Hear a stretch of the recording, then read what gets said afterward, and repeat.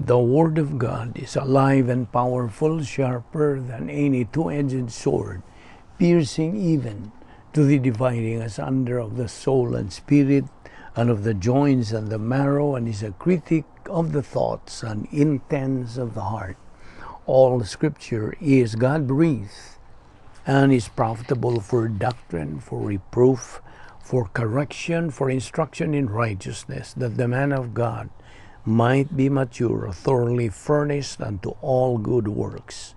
Study to show thyself approved unto God, a workman that needeth not to be ashamed, rightly dividing the word of truth.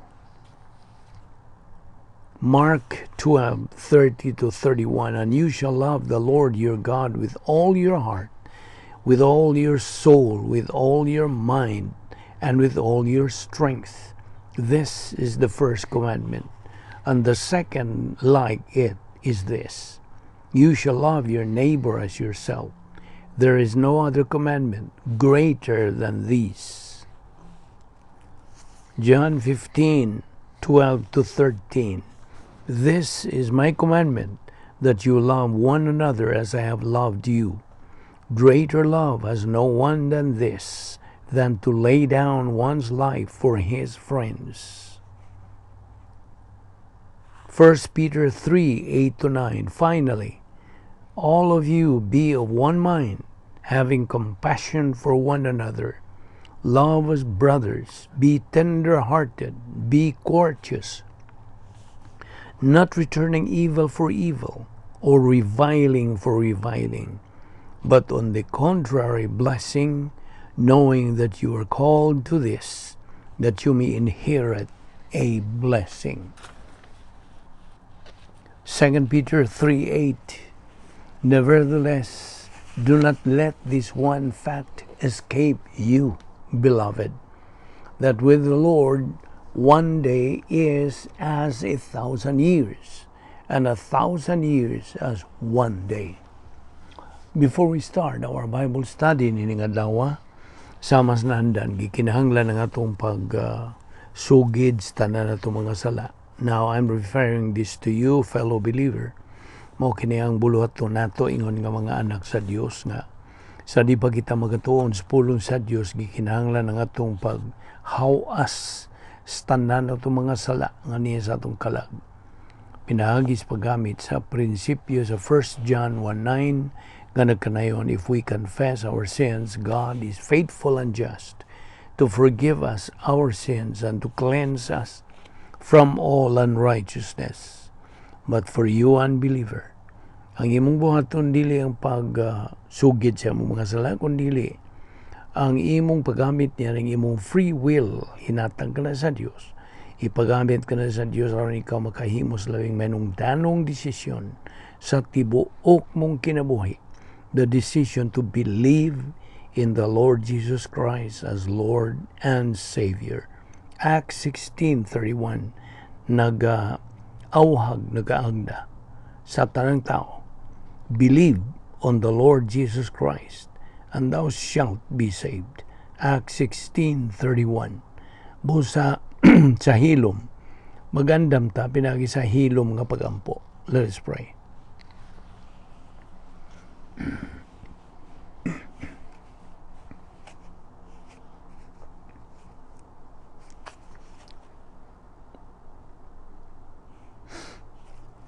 Magampo, tabalaan na mo nga Diyos, nagkapasalamat kami kanimo nining lain sa mga higayon sa among pagpadayon sa pagtuon sa imong mga pulong.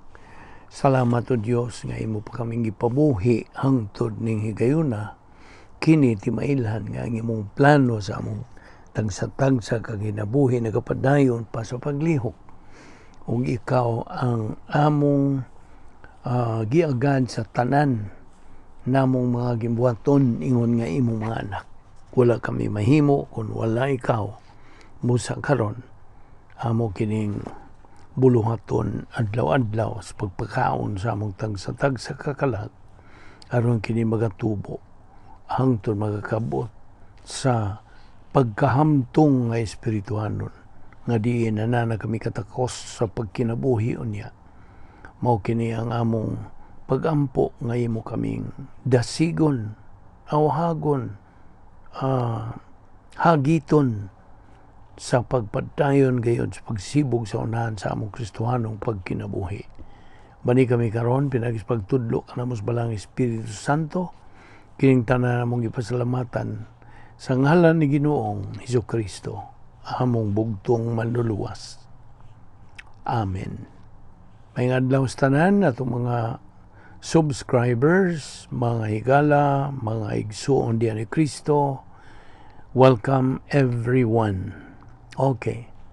Padayon ta sa hisgot, pagtuon, pagtuki niining atong tun-anan nga giuluhan, the dynamics of the spiritual life, life beyond Gnosis. Now, sa pagpadayon niini, atong timanan kadtong atong gitukbil bahin sa Great Power Experiment. Okay? Kining Great Power Experiment adunay musunod o nalambigit nini. Kini naglambigit sa hypostatic union ni Jesucristo o sa katuigan sa simbahan. So, now by the way, sa di ba kita mo padayon sunahan, anyay punto nga akong dadon diya kanimo. Ang basihan o kapasikaran sa panalangin kanato sa Dios pinagi sa hingpit nga pagmatarong nga giisip sa Dios kanato ngani kanato mga magtotoo dili sa atong mga tawhanong mga binuhatan. So the basis of blessing us is through God's imputation of perfect righteousness on us believers, not on our human works, dili. Now, last time we also took up the real imputation and judicial imputation.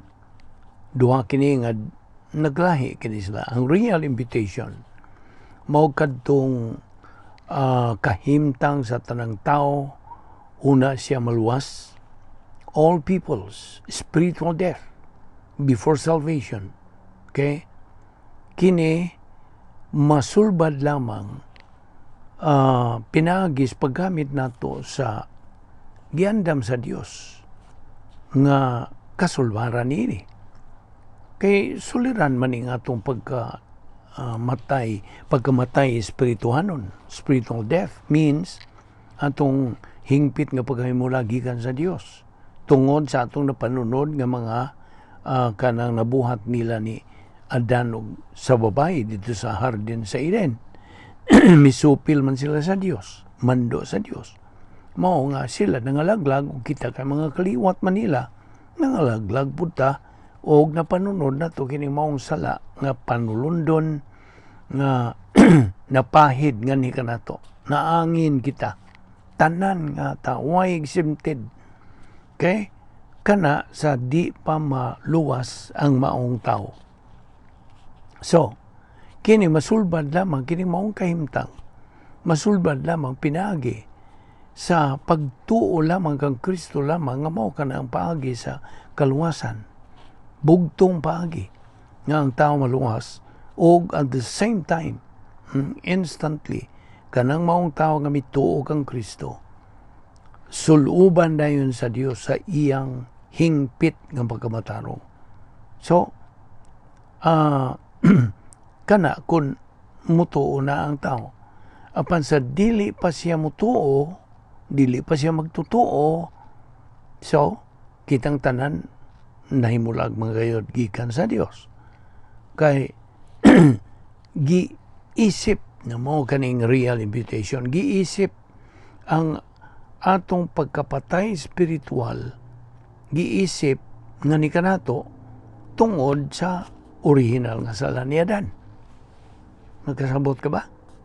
So, because of what Adam has done, that is the fallen race na. Kitang tanan fallen race.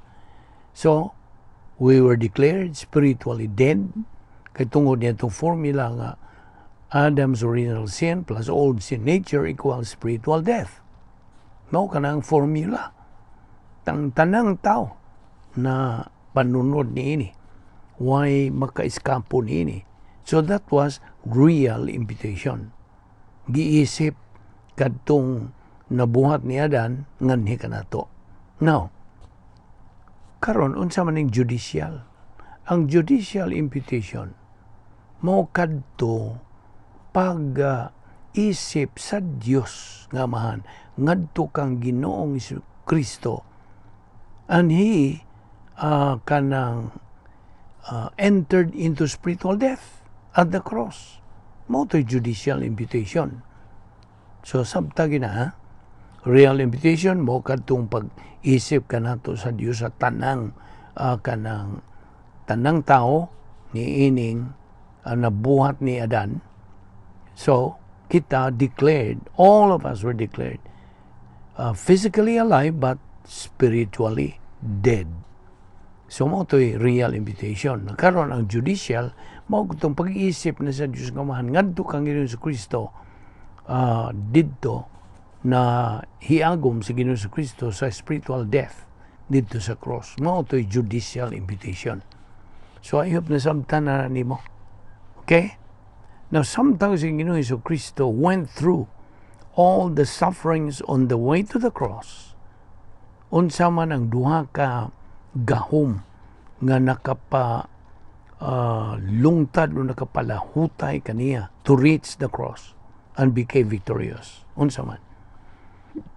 Una, the omnipotence of God, the Holy Spirit's power, sod sa prototype divine dynasty. Mao kato divine dynasty ni Ginoong Kristo, ha? Ang ato karon unsa na operational divine dynasty. So mo ni una. Mao to'y una nga nakapalahutay ni Ginoong Kristo sa pagkamananaog dito sa cross and became victorious. The omnipotence of God, the Holy Spirit's power, so dito sa prototype divine dynasty. O ang ikaduha, the kanang plus H, unsa man plus H, sharing the happiness of God nga may resulta ngadto sa pagkakontento. It resulted to contentment. Now, of course, ang contentment has to be learned as what Paul said. Kinahanglan katunan ang imong pagkakontento. Now, first, let us elucidate God the Holy Spirit's omnipotence ngadto sa pag-antos nga nahigaguman ni Ginoong Kristo. Si Ginoong Kristo himong mananaw. He became victorious because he always resided diha sa sulod sa prototype divine dynasty.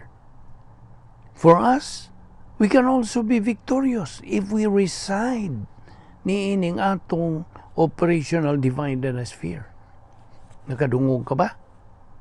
Mao ni ang gisangkap sa Dios kanato. Kanang gisangkap, gitagana kini sa Dios kanatong mga magtotoo nining kapanahonan sa katuigan sa simbahan. So, aniya, open secret kining gihatag sa Dios. Ang Dios nagingog kung buot ka mong mahimong mananaog sama sa akong bugtong anak nga si Ginoong Kristo nahimong mananaog tungod siya nagpuyo siya diha sa sulod sa divine dynasty nga prototype nga divine dynasty niya. Nakamuusab dinhi sa katuigan simbahan, you now have the chance na kay puruhan. You have the potentiality that you can be victorious kung ikaw magapadayon sa pagpuyo diya sa sulod sa operational divine dynasty.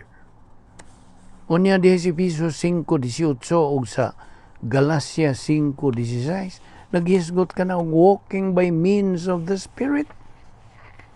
Di man ka kanang makagawi sa espirituhanong kinabuhi kung wala ang Espiritu Santo nga magagahom kanimo. Kung saan man pagahom sa Espiritu Santo, pinaagi sa paggamit sa rebound technique kung naa kay mga sala. You see? maudayon ka na ang atong gamiton. Now, si Ginoong Jesucristo, masayod ta, wala siya sala. Wala gid siya makabuhat bisag gamayng sala.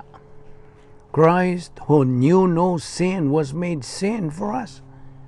Gihimo siyang makasasala. All sins were imputed to Him by God the Father. Kaya kita God, nga mga katauhan, paminaw, we are totally depraved. Unsabot pasabot. That we can never save ourselves except God's way, perfect way of salvation. Iyaharag yun sa Diyos.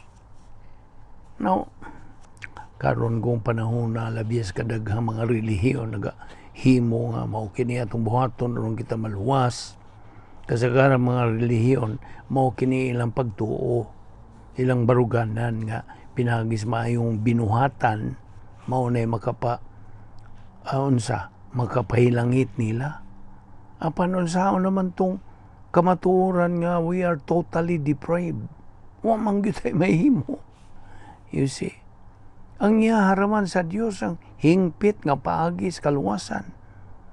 You see, akong balikon, dili kita makaluwasa atong kaugalingon except God's way, the perfect way of salvation. Si Ginoong Jesucristo is the only way to salvation. Pinagi siya mong pagtuo kaniya ingon nga Dios ug manluluwas. Acts 16:31 kanunay nato nang gikutlo gyud.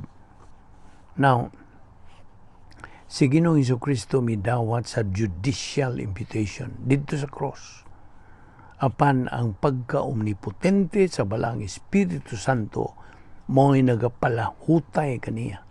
Plus, diha pa siya kanang baton siya ni adtong plus H ang kanang sharing the happiness of God. Nagpabilin siya nga malipayon. Kalipay ginigikan sa Dios. Ang iyang pagkakuntinto, his contentment. Now, buot sa Dios nga kita makaangko nini, makabaton nining pagkakuntinto. Namungutana ko nimo. This is a personal question nimo. Karon ning sinati ka na ba o pagkakuntinto? Are you contented with what you actually have right now? Kaya kinirabang pagkakuntinto, kinahanglan katunan. You cannot do this overnight. Dili.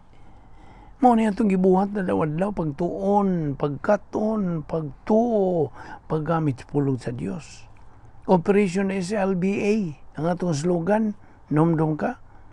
Kining pagkakuntinto ato lang makabot sa diha nga nagapadayon, nagmalahutayon kita, nagmasigihon, nagmakugihon sa pagtuon sa pulong sa Dios adlaw-adlaw.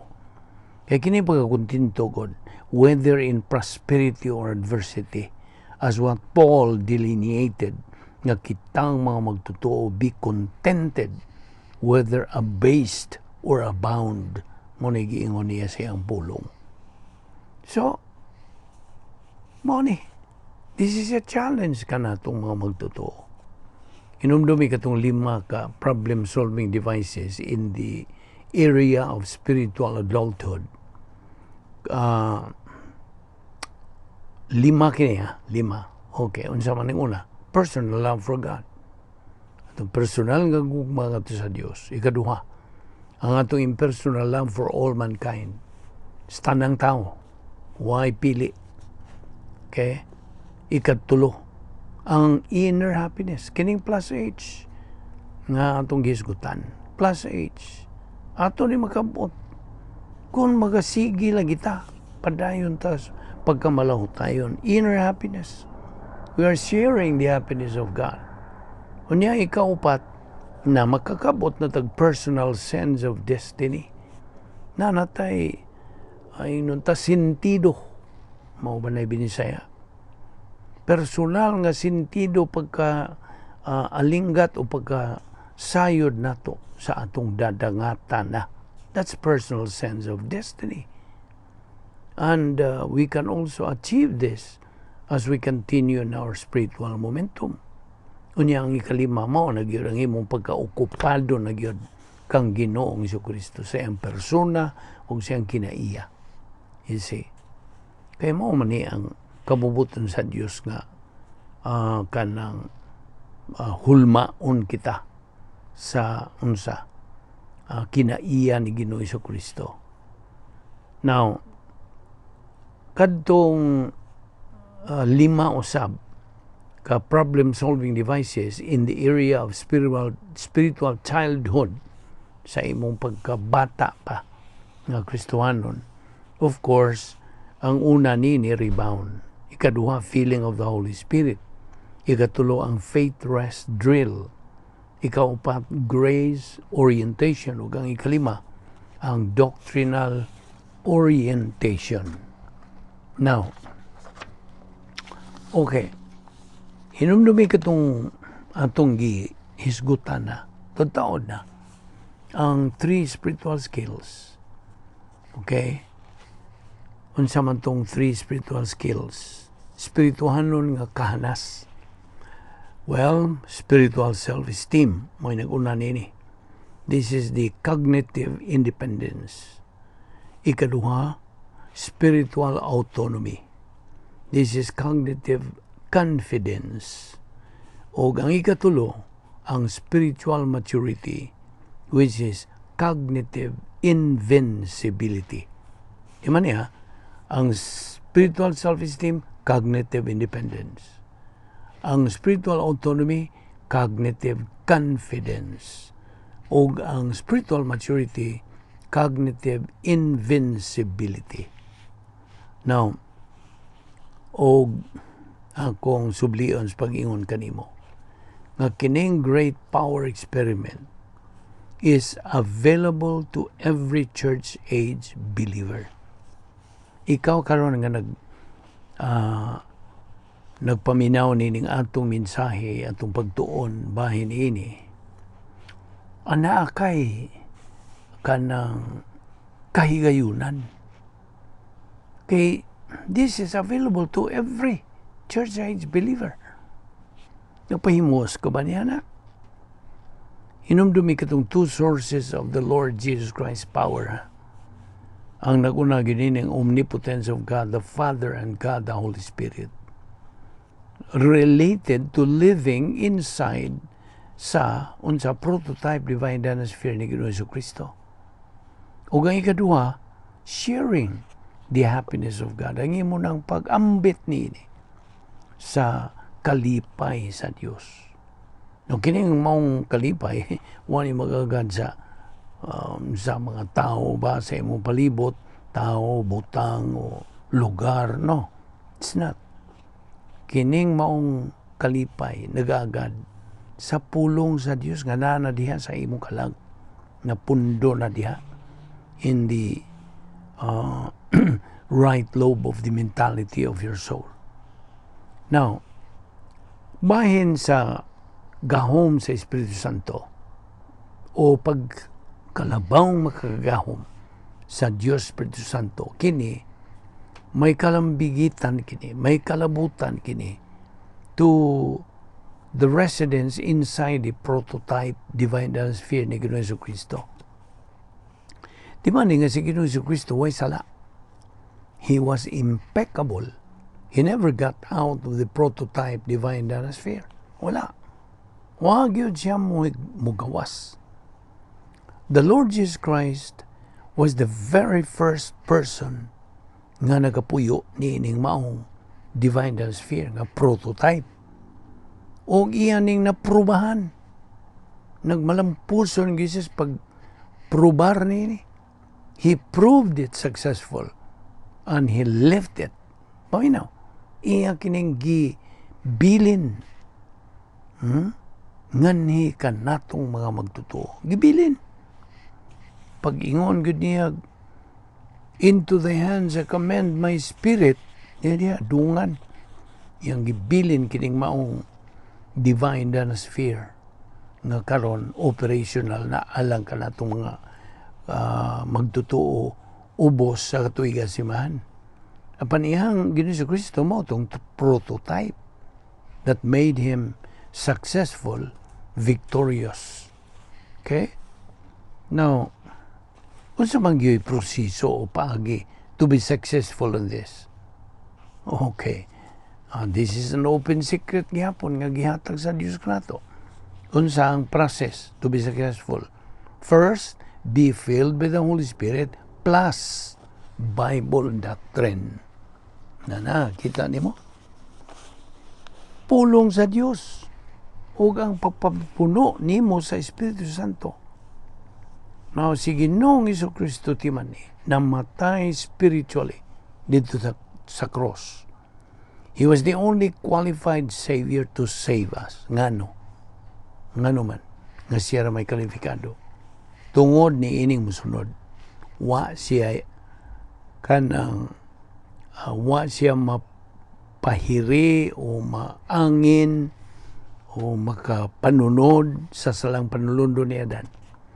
He had no Adam's original sin. Ikaduha, wala siya kinaiyang makasasala. He had no old sin nature. Ikatulo, wala siya makabuhat bisag gamayng sala. No personal sins. Ikaupat, na nag-iya siya og hingpit ng pagkamatarong. O ang ikalima, siya ra ang bugtong hingpit nga sakop sa kaliwatas tao. He was the only perfect member of the human race. Kita nimo? These things made our Lord Jesus Christ qualified to be the Savior. Pangutan na ka ng mga relihiyon nga ilang gi-declare nga ang ilang founder baron o unsa nakasunod ba nini, naka-accomplish ba nini mga qualification, mga requirements nga mahimo kang manluluwas? Wala ra ba? Name to me kung na magaling. Wala. Wala yung nakahimo, wala yung tuman nini mga requirements aron mahimo siyang manluluwas. Sige no sa Kristo ra. He had no Adam's original sin, no old sin nature, no personal sins. What he already had perfect righteousness, and he was the only perfect member of the human race. So sabtag na. Now kita karon nga mga sakop sa kaliwatan, sa katuigan sa simbahan, gisangkapan kita sa Diyos na 10 problem-solving devices. One of these is problem-solving number 9. Kining plus H. Sharing the happiness of God plus H. Iyahang kalipay sa Diyos plus H. Ang kalipay sa tao minus H. O kining maong matang sa kalipay, matang kinis panguna-una. Sabtagi na, it is a mental attitude. This happiness is not based on things, persons, or circumstances. No. Ang gibasihan nini, maong huna ni Kristo. 1 Corinto 2:16. So, timanin na itong tulong ka spiritual skills. Spiritual self-esteem, spiritual autonomy, and spiritual maturity. Ato ni padayon ugma. Kaya din nilang una kita kutob o ayaw sipiat sa pagsunod ni ugma sa atong pagpadayon sa pagtuki bahin ini. Magampo ta. Bala na mga Diyos, nagapasalamat kami kanimo ni ining higayuna sa among pagpahimulo sa imong grasya. Ubani kami sa among pagpadayon sa paggamit niini sa adlaw-adlaw na mong pagkinabuhi. Dili kami maka-function sa dynamics sa espiritualong kinabuhi kung wala kami pagpadayon sa among spiritual momentum. Salamat o Diyos nining tanan sa ngalan ni Ginoong Jesucristo. Amen.